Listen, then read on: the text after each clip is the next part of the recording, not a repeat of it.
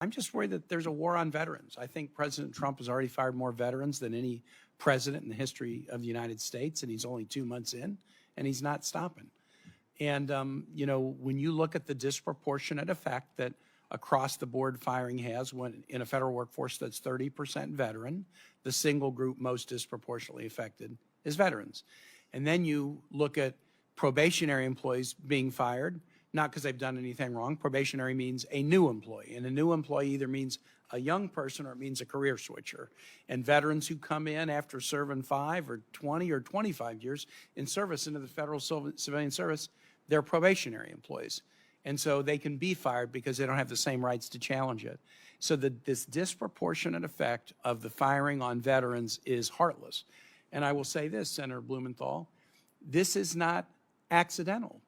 Russ Vought, who runs the OMB, knows who the federal workforce is. He knows that 30% of the workforce is veteran. He knows that probationers are disproportionately veterans. President Trump has been president once before. He knows who the federal workforce is. So you can't chalk this up to it's an accidental byproduct of you know, chainsaw wielding. It is more than accidental. When you know the likely consequences of your actions, then you're charged with responsibility for your actions. And then you add VA firing on top of it. And I'll just say this to hand it back to Senator Blumenthal. We have 2 VA clinics, big clinics, opening in Virginia. One February 28 in Spotsylvania County, one April 11, just next week in Chesapeake. Hundreds of millions of dollars to build these facilities. They're opening with skeleton crews. I went down and toured the Chesapeake facility. It's supposed to have 550 staffers. It's opening with about 150, less than a third.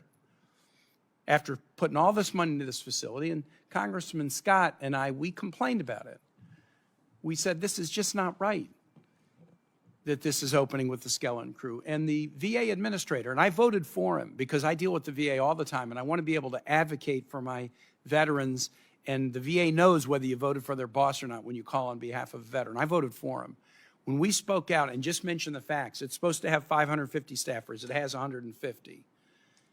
He got on TV and said that Bobby Scott and I were lying to veterans. I just laid out the facts.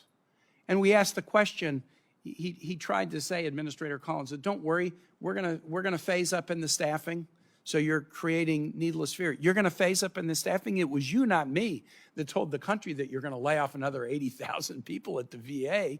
You tell me how you're gonna go from a skeleton crew to fully staffed, consistent with hiring freezes and laying off another 80,000 people. I don't think it works, and if it does, I'll be glad to say I was wrong.